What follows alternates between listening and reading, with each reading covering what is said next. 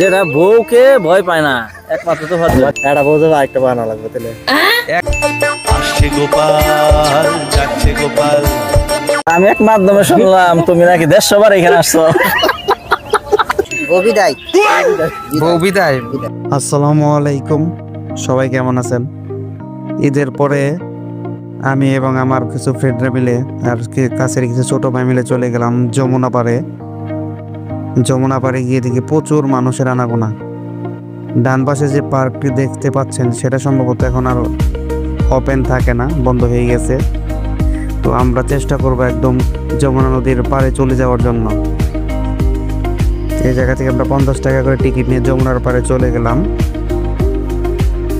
রাস্তার মাঝখানে বসে ছবি তুলতেছে।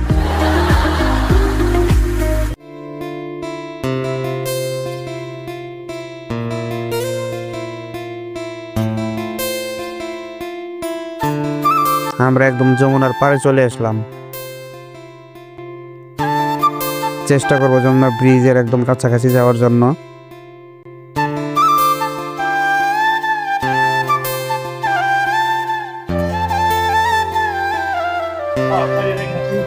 আমাদের টাঙ্গাইলের যমুনা ব্রিজ। হাসান ভাই গাড়ি পার্কিং করে ফেলছে। তোবাদুল চাচার কেমন লাগছে?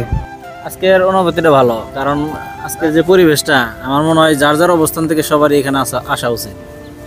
কি কারণে আসবে? কারণ এখানকার এনভায়রনমেন্টটা খুব ভালো। হাসানের উদ্দেশ্যে কিছু বলো।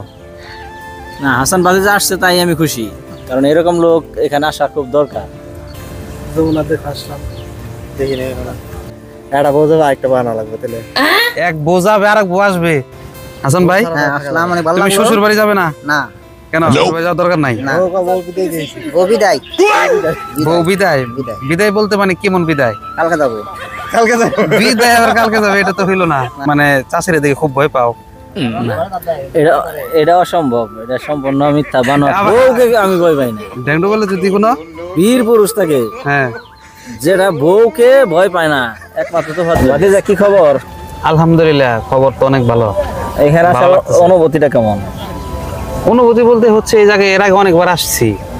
তারপরে যে যমুনা সেতু, এই যে রেল লাইনটা উদ্বোধন করার পর ফার্স্ট আসলাম। মানে আগে কাজ চলমান ছিল, ওই সময় আসি নাই। ও আচ্ছা, মানে রেল লাইনটা দেখলাম, ভালোই লাগলো। তোমার বিয়ের আগে কয়বার আসছো? বিয়ের আগে একবার ইউনিভার্সিটি থেকে একবার এই জায়গায় পিকনিক আসছিল, ওই সময় আসছিলাম। আর এমনি হচ্ছে ওই যে এই এলাকার কিছু পোলাপান ছিল, ওর সাথে একবার আসছিলাম, তাছাড়া আর আসলে নাই। কিন্তু আমি এক মাধ্যমে শুনলাম তুমি নাকি 150 বার এখানে আসছো। কেন? না, 150 বার আসে না, এটা সম্পূর্ণ মিথ্যা কথা, বানোয়াট কথা। ফয়সাল কি খবর? খুব ভালো আছে। আজকে যমুনা সেতুতে আসলা, তো এখানে এসে তোমার কেমন লাগছে? ভালো লাগতেছে, সবার সাথে আসলে তো কেমন লাগতেছে এখানে? ভালো লাগছে। ঠিক আছে, ধন্যবাদ সবাইকে। আমরা উঁচু একটা জায়গায় উঠতেছি, যে জায়গা থেকে যমুনা সেতুর মাঝখান পর্যন্ত পুরোটা দেখা যায়। দুই পাশে চর পড়ে গেছে, মাঝখান দিয়ে কিছু ট্রলার যাচ্ছে, এখান থেকে স্পষ্ট দেখা যাচ্ছে। না, দুই পাশে একদম চর। সবাইকে আমি উপরে আসতে বললাম, এক এক করে সবাই উপরে আসতেছে।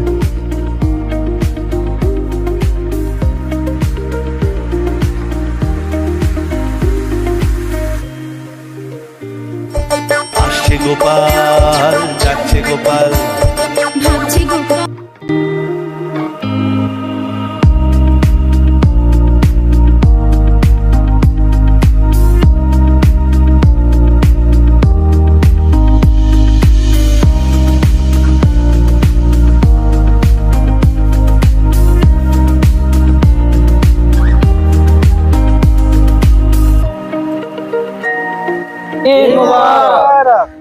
গ্রামের কে কে আসে না তাদের উদ্দেশ্যে চাচা কিছু বলো। দাদা আমাদের আসে না। আফজাল, সোহেল মাস্টার। সোহেল মাস্টারের সমস্যাটা কি? সমস্যা আসলে কোন ধরনের যে সমস্যা সেটা বুঝতেছি না। তার স্টুডেন্ট আসে নাই, তাই সে আসে নাই। আচ্ছা, হাসান ভাই আমাদের সাথে আসছে, তার উদ্দেশ্যে কিছু বললে খুশি হব, বলো। হাসান তো আসতে চায় না, কিন্তু আজকে আসছে। আমি আসলে ও আসলে একটু বল পাই। আর যে রাকিব ভাই আসছে আমাদের, রাকিব ভাইয়ের উদ্দেশ্যে কিছু বলো। রাকিব তো ডিজিটাল ছেলে আসছে, আমরা আসলে খুব খুশি। কোরআনের হাফেজ নিয়ে আসছি আমাদের সাথে মানিক সাহেব। না, হাফেজ রাখা দরকার আছে, কারণ কোন সময় কি হয়ে যায় বোঝা যায় না। এই কারণে দেখা গেছে কাউকে পছন্দ হলে রাকিব বিয়ে করে অন্য হুজুর। এই কারণে আসে নাই। ও আচ্ছা আচ্ছা। আর ওই যে কামিল হেতু মানে আর পারভেজ তো ছবি তুলবারই সাহস পেলো না, এর রহস্যটা কি? ও পুতুলে, কারণ এই ছবি যদি ওর বউ দেখে তাহলে ওর ঘরে ঢোকা নিষেধ, যার জন্য ও ছবি তুলবো। এই অবস্থা। আমাদের ঘোরাঘুরি শেষ, এখন আমরা বাসায় চলে যাব। তাহলে চলে যাওয়া যাক নাকি? আমাদের ঘোরাঘুরি শেষ, কি রাকিব চলে যাই? না, আর কিছু কথা নেই। না থাকা যাবে না। ঠিক আছে, এই চৌধুরী। আল্লাহ হাফেজ।